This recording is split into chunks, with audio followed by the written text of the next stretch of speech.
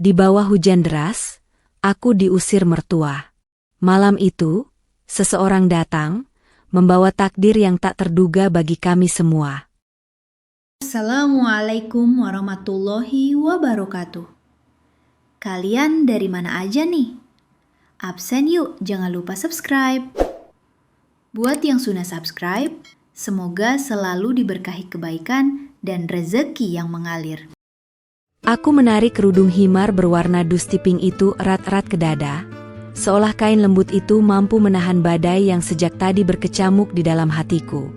Sudah 3 hari sejak kabar buruk itu datang, dan 3 hari pula aku menghitung mundur kehancuran yang tak terhindarkan. Namaku Arin, dan selama 5 tahun menikah dengan Reza, aku belajar bahwa rumah mewah yang kami tempati ini bukanlah tempat berlindung, melainkan medan pertempuran.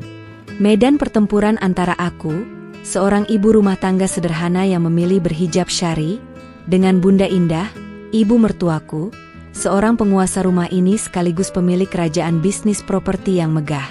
Bunda Indah tidak pernah menyukaiku. Ia merasa aku tidak setara dengan putranya yang kaya dan tampan, Reza. Menantu macam apa kau? Hanya bisa menghabiskan uang, bukannya membantu mencetak uang? Kalimat tajam itu selalu menghunjamku tanpa ampun. Bahkan ketika aku baru saja selesai memasak makanan kesukaannya. Aku hanya bisa menunduk, memeluk Fajar, putraku yang baru berusia 5 tahun, dan berbisik dalam hati, "Ya Allah, kuatkanlah hamba." Selama ini, Reza adalah satu-satunya peredam. Suamiku memang tidak sekuat ibunya, tapi ia mencintaiku dan Fajar. Dan selama ia masih menjabat sebagai manajer di perusahaan sang ibu, Bunda Indah masih bisa menoleransiku. Namun, segalanya berubah 3 hari lalu, ketika Reza dipanggil ke ruang kerja Bunda Indah. Aku masih ingat jelas wajah Reza saat keluar dari ruangan itu, pucat pasi, seolah baru saja melihat hantu di siang bolong. "Rin, aku dipecat," katanya, suaranya bergetar. "Bukan cuma dipecat, tapi Bunda bilang aku terlibat penggelapan dana. Padahal, aku bersumpah aku tidak tahu apa-apa." Penggelapan dana. Kata itu terdengar asing dan mengerikan di telinga kami.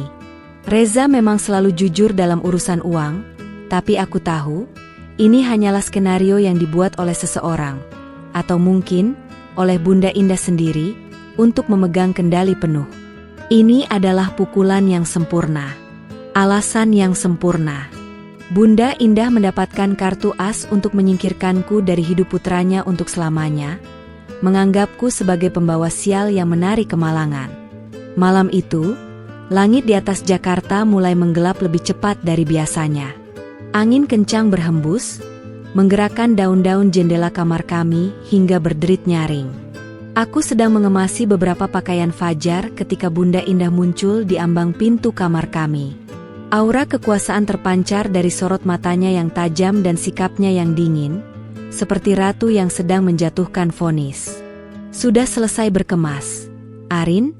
tanyanya tanpa basa-basi, tanpa sedikit pun nada kemanusiaan. Aku berdiri di depannya, tanganku gemetar. "Bunda, tolong, berikan kami waktu. Setidaknya biarkan Fajar tidur di sini malam ini. Di luar sudah mau hujan." Fajar yang sedang menggambar di lantai langsung mendongak. Matanya yang polos menatap kami bergantian, tidak mengerti mengapa suasana di rumah selalu mencekam. Bunda Indah hanya menyeringai tipis. Senyum yang sama sekali tidak mencapai matanya. Waktumu sudah habis.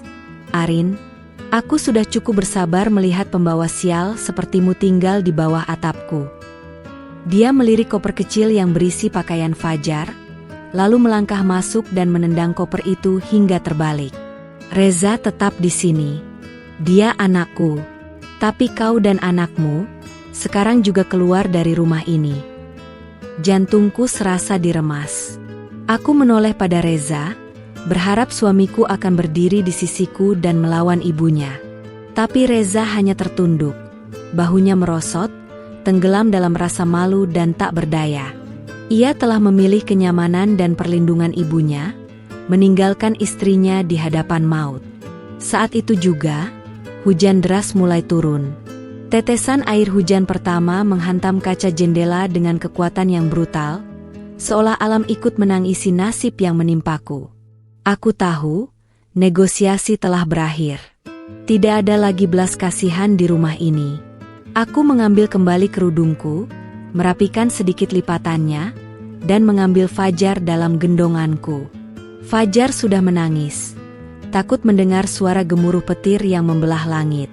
Aku menatap Bunda Indah untuk terakhir kalinya, bukan dengan kebencian, tapi dengan kepasrahan seorang hamba pada takdir. Baiklah, Bunda, bisikku dalam hati. Aku akan keluar. Tapi ingat, roda akan selalu berputar.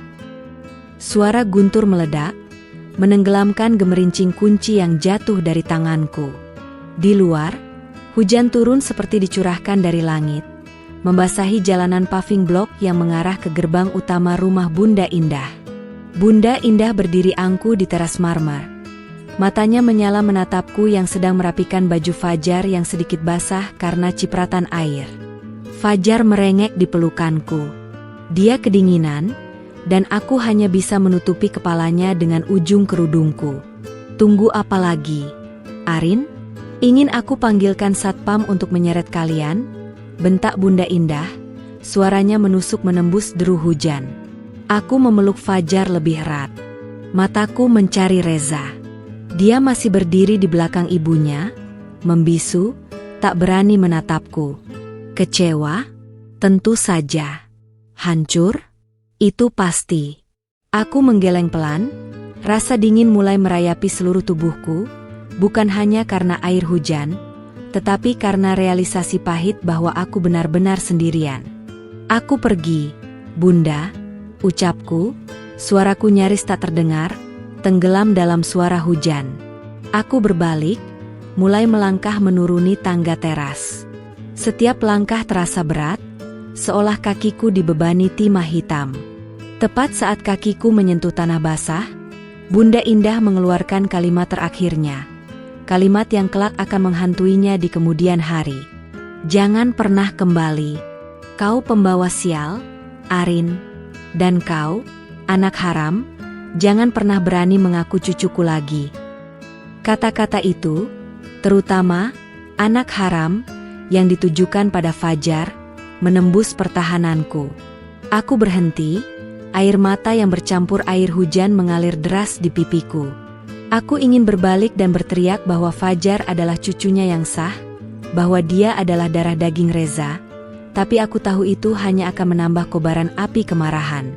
Aku terus berjalan, menggenggam tas ransel butut yang berisi dokumen penting dan beberapa lembar uang sisa. Hanya itu harta yang tersisa dari 5 tahun pernikahanku. Lampu-lampu jalan di kompleks elit itu tampak redup di bawah guyuran hujan lebat, seolah enggan menerangi penderitaanku. Aku berjalan menjauhi gerbang besi tempa yang indah itu, menuju jalan raya utama, berharap menemukan taksi atau angkutan umum, meskipun kemungkinan itu sangat kecil di tengah badai seperti ini. Fajar mulai terisak semakin keras. Mama, dingin, Fajar mau papa. Mendengar itu, pertahananku benar-benar runtuh. Aku berhenti di bawah naungan pohon terembesi yang lebat, memeluknya erat, dan membiarkan isak tangisku pecah. Assisted. Sayang, kita kuat. Ya, Mama janji, kita akan baik-baik saja. Bisikku, menguatkan diri sendiri lebih dari menguatkan Fajar. Aku menengadah, melihat ke langit gelap yang tak bertepi.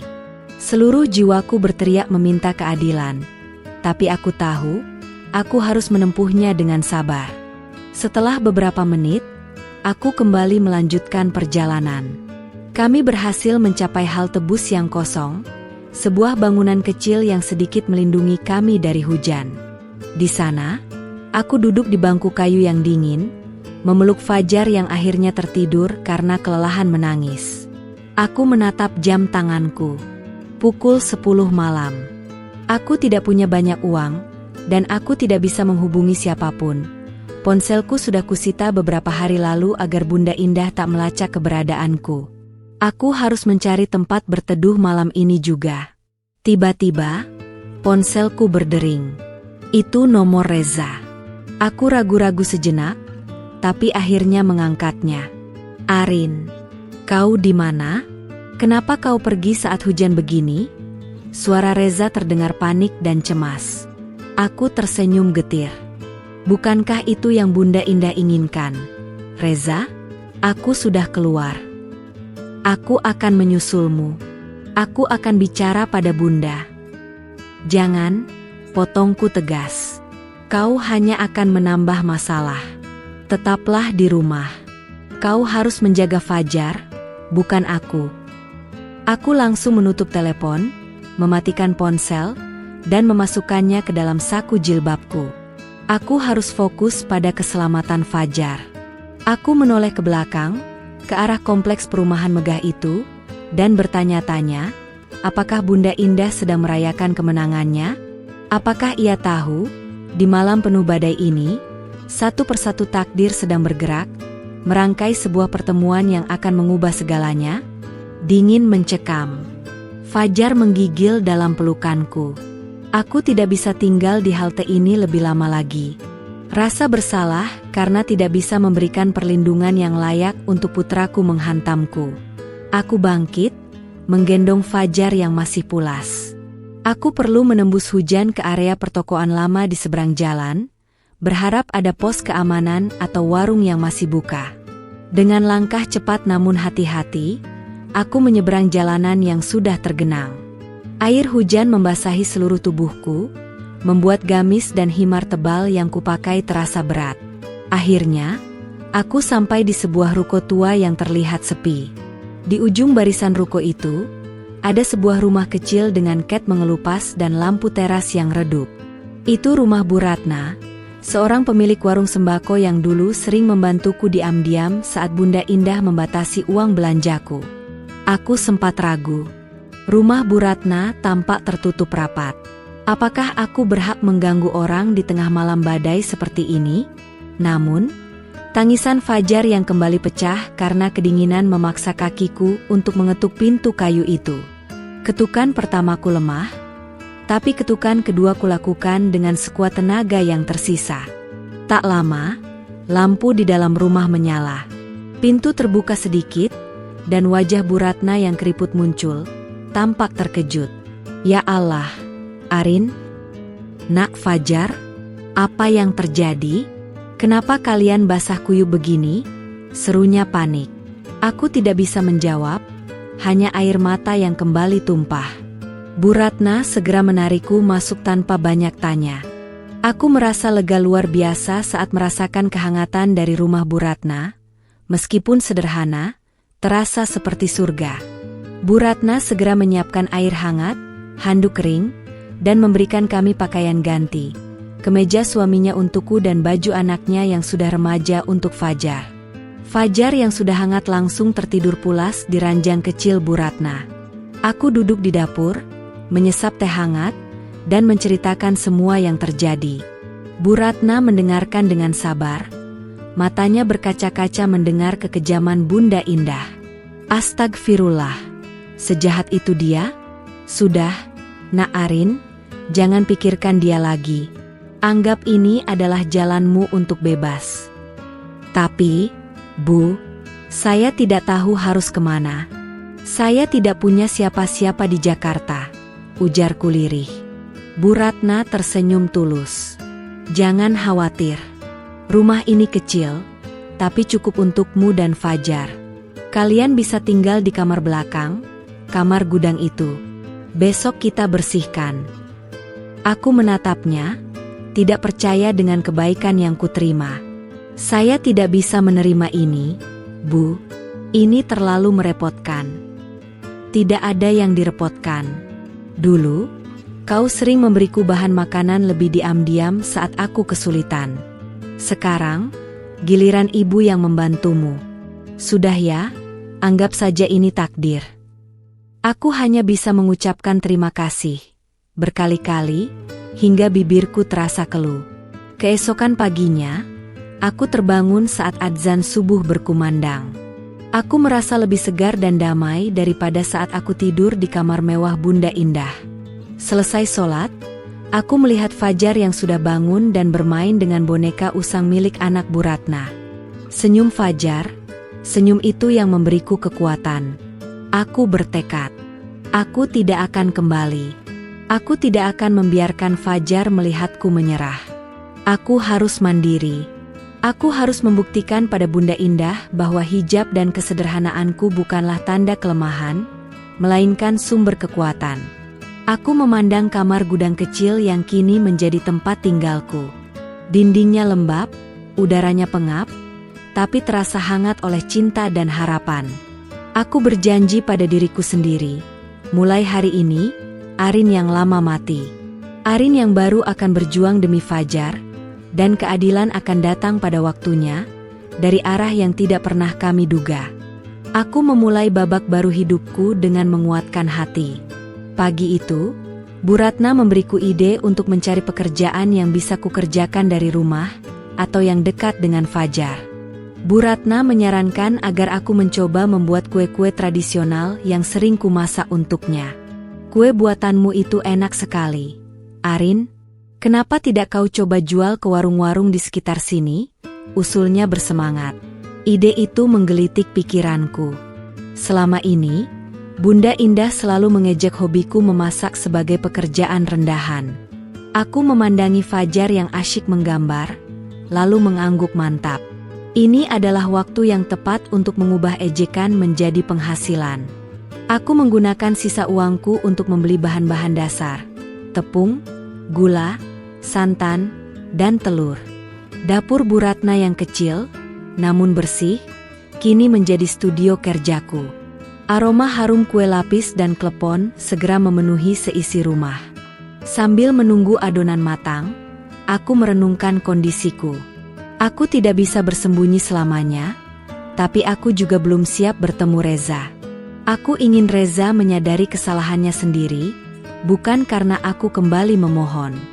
Aku ingin kembali sebagai wanita yang berdiri tegak, bukan sebagai istri yang lemah. Aku tahu Bunda Indah pasti sudah menyebarkan fitnah tentang aku dan Reza. Namaku mungkin sudah tercoreng di lingkungan sosialnya. Tapi di lingkungan baru ini, aku hanyalah Arin, ibu tunggal dengan satu putra, yang berjuang demi mencari nafkah halal. Itu saja yang penting. Aku menjajakan kue pertamaku dengan rasa canggung. Bu Ratna yang mendampingiku, memperkenalkan aku kepada para pedagang di pasar tradisional. Awalnya, kueku hanya terjual sedikit. Aku merasa putus asa, tapi Bu Ratna menyemangatiku. Namanya juga mulai, "Nak, besok coba lagi." Rezeki itu tidak lari, dia hanya mencari jalan yang terbaik. Aku mengikuti sarannya. Keesokan harinya, aku membuat variasi kue basah yang lebih banyak. Aku juga mulai menawarkan jasa catering kecil-kecilan untuk acara arisan di komplek perumahan sederhana dekat situ. Berkat promosi dari mulut ke mulut, pesanan mulai berdatangan. Tak butuh waktu lama, dari satu loyang, kini aku bisa membuat 3-4 loyang setiap harinya. Uang yang kudapatkan tidaklah sebanding dengan gaji Reza, tapi cukup untuk menghidupi Fajar dan membeli pulsa untuk menghubungi Bu Ratna. Aku membeli sebuah ponsel kecil bekas, yang hanya kuaktifkan di jam-jam tertentu. Aku tidak ingin Bunda Indah melacakku, tapi aku juga tidak ingin Bu Ratna kesulitan menghubungiku. Kemandirian itu terasa manis. Aku mendapati diriku tertawa lebih sering, dan Fajar pun lebih ceria. Namun, di tengah kesibukanku, ada satu pertanyaan yang terus menghantuiku. Mengapa Bunda Indah begitu kejam? Apa yang membuatnya begitu mendendam padaku? Apakah Bunda Indah pernah mengalami hal yang sama di masa lalunya? Aku ragu. Wanita seangkuh itu pasti sudah terbiasa dengan kemewahan sejak lahir. Aku memutuskan untuk tidak memikirkannya lagi. Kini, fokusku adalah memenuhi pesanan dan membelikan Fajar tas sekolah baru saat ia masuk SD tahun depan. Aku menyadari, justru di saat aku kehilangan segalanya, aku menemukan harta yang paling berharga. Harga diri, kemandirian, dan ketenangan hati. Aku berjanji pada Fajar, tak peduli seberapa keras badai di luar, Kami akan selalu memiliki pelabuhan damai dalam hati kami. Sementara aku dan Fajar berjuang untuk bertahan hidup di balik ruko tua, di rumah megah itu, Bunda Indah sedang merayakan kemenangannya. 1 minggu setelah pengusiranku, ia mengadakan pesta besar-besaran untuk meresmikan proyek properti terbarunya. Tujuannya jelas, menunjukkan pada dunia bahwa ia tidak terpengaruh oleh kepergianku. Aku tahu kabar ini dari seorang kenalan lama yang masih tinggal di kompleks itu, yang mengirimiku pesan singkat. Bunda Indah mengadakan pesta mewah. Semua orang penting datang. Dia terlihat sangat bahagia, Arin. Hatiku terasa perih, tapi bukan karena iri, melainkan karena melihat betapa cepatnya ia melupakan cucunya sendiri, Fajar. Aku membayangkan gemerlap lampu kristal di ruang tamu, dentingan gelas, dan tawa renyah para sosialita yang memuji kekayaan Bunda Indah. Pesta itu adalah deklarasi Bunda Indah bahwa dia telah memenangkan perang. Malam itu, di tengah pesta yang ramai, Reza duduk murung di sudut, menatap gelas wine yang tidak disentuhnya. Aku tahu Reza sebenarnya terluka. Dia mencintaiku dan Fajar, tapi ketakutannya pada sang ibu jauh lebih besar. Bunda Indah dengan sengaja menempatkan Reza di sana, agar semua orang melihat bahwa putranya masih berada di bawah kekuasaannya. Dia bahkan mulai mengenalkan Reza pada beberapa putri kolega bisnisnya, mencoba mencari pengganti yang lebih pantas untukku. Di sela-sela obrolan bisnis, Bunda Indah selalu menyelipkan kisah palsu tentang kesalahan fatal yang kulakukan, yang membuatnya terpaksa mengusirku. Dia bilang aku adalah istri yang boros, yang menghabiskan uang suaminya untuk hal-hal tidak penting. Dia bilang aku adalah ibu yang buruk, yang tidak bisa mendidik Fajar dengan etika orang kaya. Semua orang percaya pada ceritanya. Siapa yang akan meragukan wanita yang kekayaannya mampu membeli apa saja? Sementara pesta berlangsung meriah, Bunda Indah merasa puas. Rencananya berhasil. Arin sudah pergi, dan Reza kembali ke genggamannya. Sekitar pukul 11 malam, tamu-tamu mulai bubar. Bunda Indah, yang merasa lelah namun puas, beranjak ke kamarnya. Rumah itu yang tadinya riuh, kini kembali senyap. Hanya suara decitan pendingin udara yang terdengar. Bunda Indah membuka pintu kamarnya, yang terkunci ganda. Dia menanggalkan perhiasan berliannya, dan memandangi pantulan dirinya di cermin besar. Wajahnya tampak letih, tapi senyum kemenangan masih menghiasi bibirnya. Selesai, bisiknya pada bayangan di cermin. Aku selalu mendapatkan apa yang kuinginkan. Namun, tepat saat ia hendak memejamkan mata, sebuah suara aneh terdengar dari lantai bawah. Bukan suara hujan, karena malam itu langit sudah cerah. Bukan pula suara satpam. Itu adalah suara ketukan pintu depan. Pelan, berirama, dan sangat jelas. Bunda Indah mengernyit. Siapa yang datang pukul 1 malam? Tamu pesta yang ketinggalan barang? Ia mengabaikannya. Tapi ketukan itu terulang, sedikit lebih keras dan mendesak. Akhirnya, Bunda Indah memutuskan untuk melihat lewat kamera pengawas. Ia menyalakan monitor kecil di samping ranjangnya. Di layar, di balik pintu gerbang besi yang menjulang, berdiri sesosok bayangan. Bayangan itu adalah seorang pria parubaya, mengenakan jas hujan lusuh dan topi baret yang sedikit menutupi wajahnya. Bunda Indah merasa ada sesuatu yang janggal. Pria itu tidak terlihat seperti kurir atau tamu bisnis. Ketika pria itu mendongak, wajahnya terlihat jelas di bawah cahaya lampu teras. Wajah yang asing, namun tatapan itu membuat Bunda Indah merasakan hawa dingin yang jauh lebih menusuk daripada malam hujan seminggu lalu. Pria itu tidak datang untuk Arin. Pria itu datang untuk Bunda Indah, dan ia membawa rahasia masa lalu yang tersembunyi jauh di balik kemegahan rumah itu.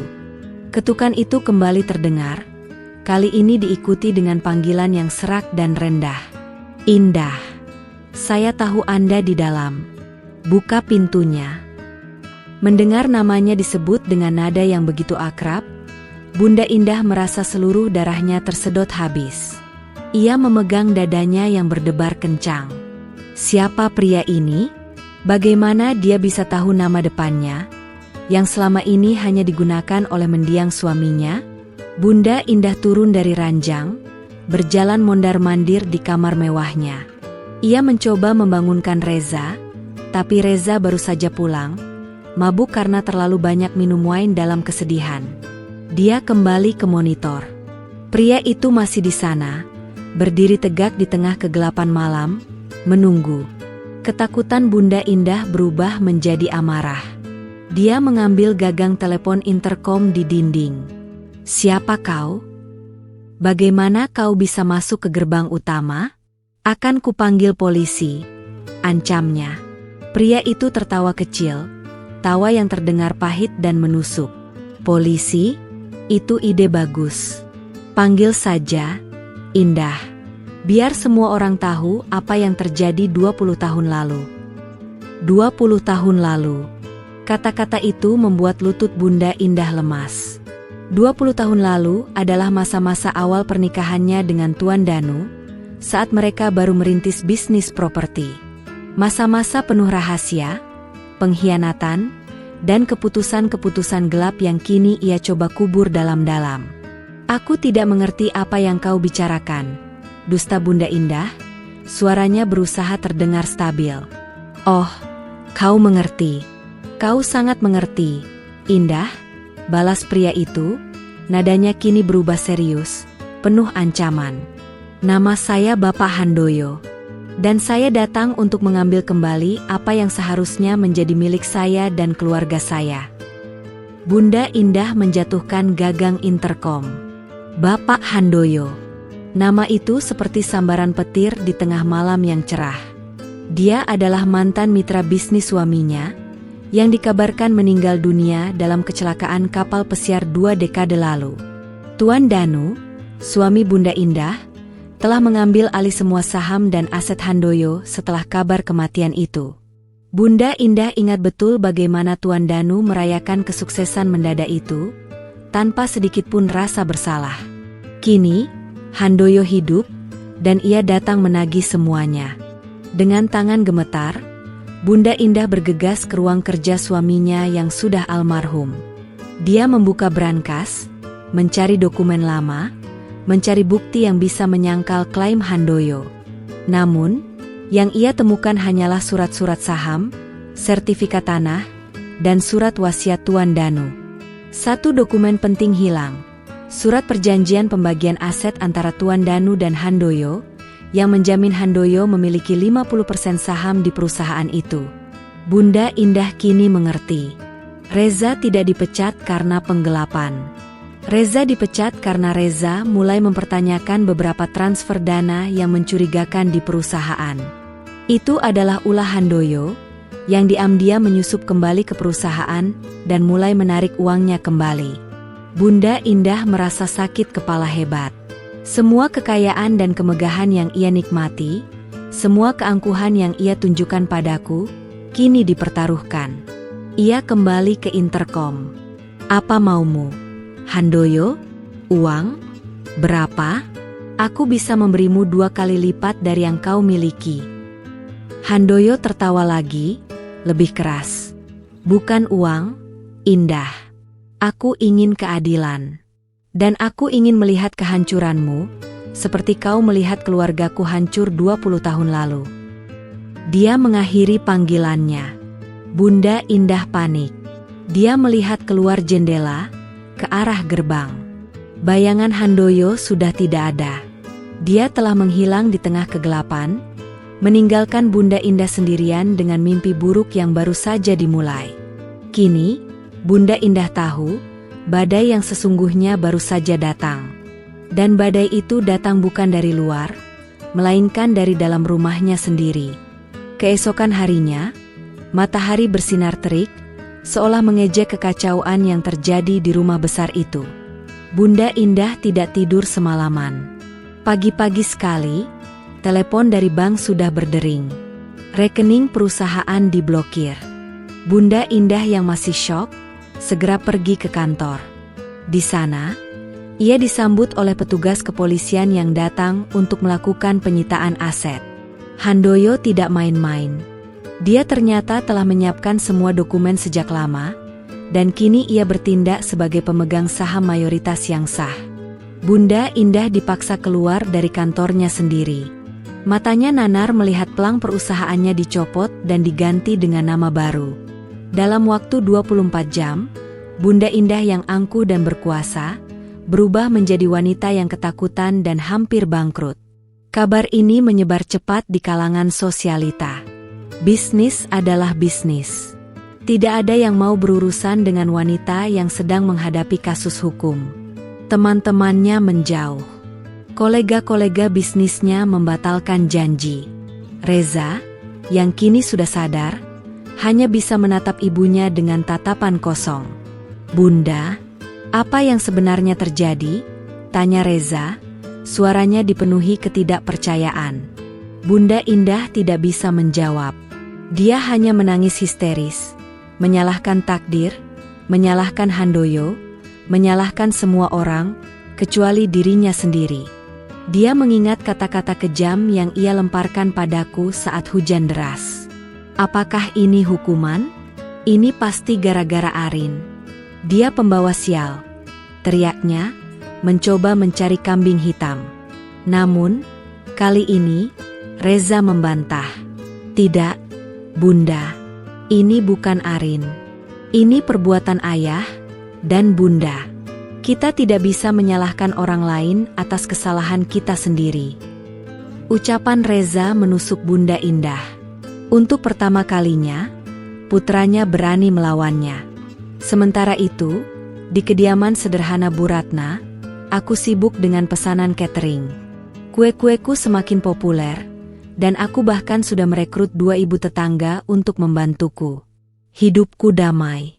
Aku bekerja keras, merawat Fajar, dan setiap malam, aku bersyukur atas kebebasan yang kudapatkan. Aku sama sekali tidak tahu apa yang sedang terjadi di rumah mewah itu. Bu Ratna melarangku membaca berita, takut aku kembali tertekan. Namun, takdir memiliki jalannya sendiri. Suatu sore, Bu Ratna datang membawa koran lokal. "Nak Arin, lihat ini," katanya, wajahnya tampak khawatir. Di halaman depan koran itu, terpampang foto rumah Bunda Indah, dengan judul besar, "Skandal penggelapan aset keluarga properti runtuh, sosok misterius muncul setelah 2 dekade." Aku membaca berita itu dengan terkejut. Handoyo, Tuan Danu, saham, dan kebohongan masa lalu. Semua terungkap. Aku menghela napas. Keadilan ternyata bekerja dengan cara yang begitu cepat dan misterius. Aku sadar bahwa pemecatan Reza dan pengusiranku hanyalah bagian kecil dari drama besar yang telah disiapkan oleh takdir. Aku merasa kasihan pada Reza, tapi aku tidak merasa kasihan pada Bunda Indah. Aku yakin, jika Bunda Indah tidak mengusirku malam itu, aku pasti akan terseret dalam kehancuran yang mengerikan ini. Aku kini menyadari, Bunda Indah menganggapku pembawa sial, padahal, dengan mengusirku, ia justru menyelamatkanku dari badai kebangkrutan yang diciptakannya sendiri. Aku menutup koran itu, dan tersenyum lega. Aku telah bebas, dan kini, aku hanya perlu menata masa depan yang lebih cerah bersama Fajar. Bisnis kue dan cateringku semakin berkembang pesat. Aku menamainya Dapur Arin, dan fokus pada kualitas dan kehalalan produk. Aku tidak hanya bekerja untuk uang, aku bekerja untuk membuktikan pada diriku sendiri bahwa aku layak dan mampu. Dalam beberapa bulan, aku berhasil menyewa sebuah toko kecil yang tak jauh dari rumah Bu Ratna. Toko itu kubersihkan, kucat ulang, dan kumasukkan peralatan dapur yang lebih modern. Fajar kini bersekolah di TK dekat toko, dan sepulang sekolah, ia akan bermain di belakang toko sambil menungguku selesai bekerja. Aku sering mendapat tawaran untuk mengambil kredit besar-besaran, tapi aku menolak. Aku memilih untuk tumbuh perlahan, menggunakan modal dari keuntungan, agar bisnisku kokoh tanpa utang. Aku belajar banyak tentang manajemen keuangan dan pemasaran dari nol. Aku menyadari bahwa pengalamanku selama ini, mengelola rumah tangga Bunda Indah dengan dana terbatas, justru melatihku menjadi wanita yang cerdas dalam mengatur uang. Aku bahkan mulai belajar digital marketing, memanfaatkan media sosial untuk mempromosikan kue-kueku. Aku mengunggah foto-foto kueku, lengkap dengan testimoni pelanggan yang puas. Aku juga membagikan cerita singkat tentang perjalananku. Tanpa kusadari, kisah perjuanganku menarik perhatian banyak orang. Mereka tidak hanya membeli kueku, tapi juga terinspirasi oleh semangatku. Aku juga sering menyisihkan sebagian keuntungan untuk disumbangkan ke panti asuhan, sebagai rasa syukurku atas pertolongan yang kuterima. Suatu malam, ketika aku sedang menghitung laporan keuangan, Bu Ratna masuk membawa nampan berisi teh hangat. "Nak Arin, kau lihat? Dulu kau bilang tidak punya siapa-siapa di Jakarta. Sekarang, tokomu ini ramai, dan kau sudah punya puluhan pelanggan setia," katanya, matanya memancarkan kebanggaan. Aku tersenyum. Semua berkat pertolongan ibu, dan karunia Allah. Aku masih menyimpan ponsel kecilku.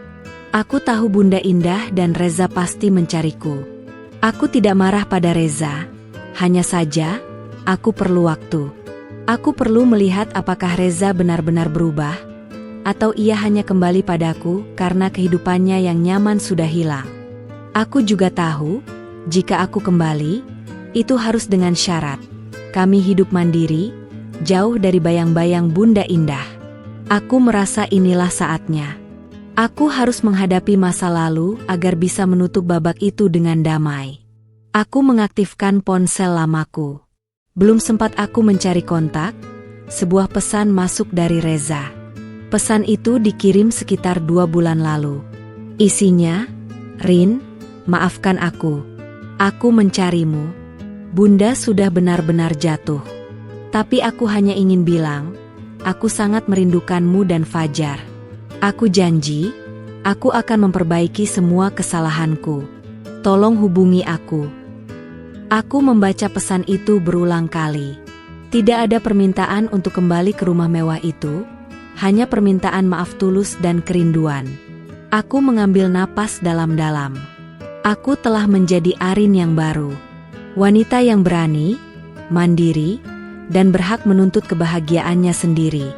Aku mengambil ponsel baruku, mengetik pesan balasan untuk Reza. Aku tidak akan memohon, tapi aku akan memberikan kesempatan. Aku tersenyum. Malam itu, bukan hanya kue-kueku yang matang, tapi juga hatiku. Situasi di rumah mewah itu semakin memburuk. Rumah itu kini dijual, terpaksa, untuk membayar ganti rugi kepada Handoyo dan para kreditor.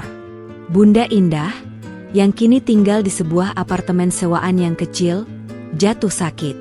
Ia kehilangan segalanya, kekayaan, kekuasaan, dan yang paling penting, harga dirinya. Reza kini bekerja serabutan, mencoba mendapatkan uang untuk biaya sewa apartemen dan obat-obatan ibunya. Ia benar-benar hancur. Bukan karena kehilangan harta, tapi karena menyadari kelemahan dan kepengecutannya di masa lalu. Suatu pagi, saat Bunda Indah terbaring lemah, ia meminta Reza untuk mencariku. "Tolong, Reza, cari Arin. Aku ingin bertemu dengannya. Aku ingin minta maaf," bisiknya lirih, air mata membasahi wajahnya yang keriput. Reza terkejut. Ini adalah pertama kalinya Bunda Indah menyebut namaku tanpa nada kebencian. Reza menggunakan semua koneksinya, namun nihil. Aku menghilang tanpa jejak. Sampai akhirnya, Reza mendapatkan secercah harapan. Ia melihat sebuah unggahan di media sosial tentang sebuah toko catering kecil yang sedang naik daun, Dapur Arin. Reza mengenali wajah di foto itu, wajahku, yang tampak lebih bahagia dan bercahaya dalam balutan himar baruku. Tanpa membuang waktu, Reza mendatangi alamat toko itu. Ketika ia berdiri di depan toko kecilku, ia merasa malu. Aku sukses dengan keringatku sendiri, sementara ia gagal di bawah bayang-bayang ibunya. Reza melihatku sedang sibuk melayani pelanggan. Tawar yang fajar terdengar dari balik tirai dapur. Ia menunggu hingga toko sepi. Ketika aku melihatnya berdiri di ambang pintu, hatiku bergetar. Reza tampak kurus, matanya lelah, tapi tatapannya padaku penuh kerinduan dan penyesalan. "Arin," suaranya pecah saat memanggil namaku.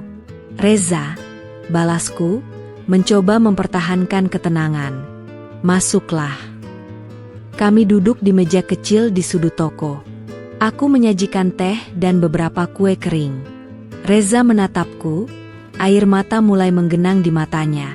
"Aku minta maaf, Arin, atas semuanya. Aku pengecut. Aku membiarkanmu dan Fajar pergi dalam badai." Aku mengangguk. "Aku tahu, Reza. Dan aku memaafkanmu. Aku tidak datang untuk mengajakmu kembali ke rumah itu. Rumah itu sudah dijual. Aku datang untuk melihatmu dan untuk menyampaikan pesan Bunda." Reza menceritakan semua yang terjadi. Handoyo, kebangkrutan, dan penyakit Bunda Indah. Aku mendengarkan dengan seksama. Hatiku tersentuh. Aku tahu Bunda Indah menderita, dan penderitaannya adalah hukuman terberat baginya. Bunda ingin bertemu denganmu, Arin. Dia ingin minta maaf. Aku terdiam.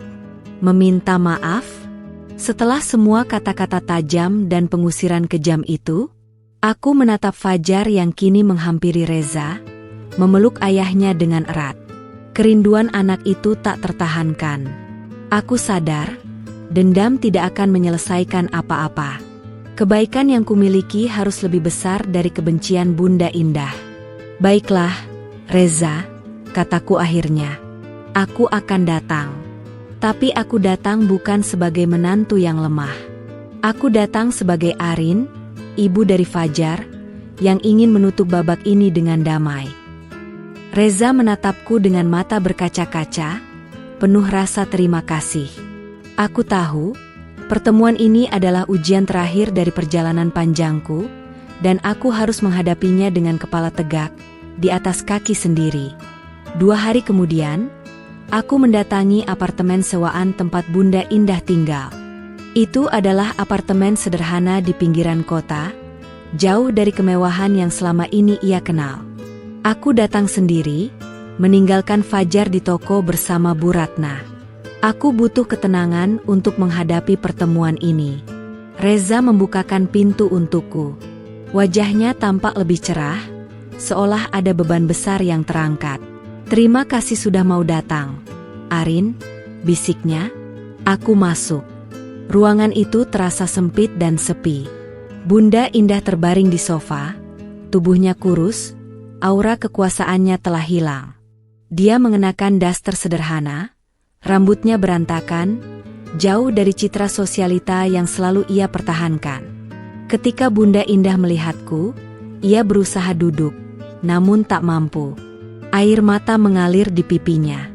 "Arin," panggilnya, suaranya lemah dan serak. Aku mendekat, duduk di kursi di samping sofa.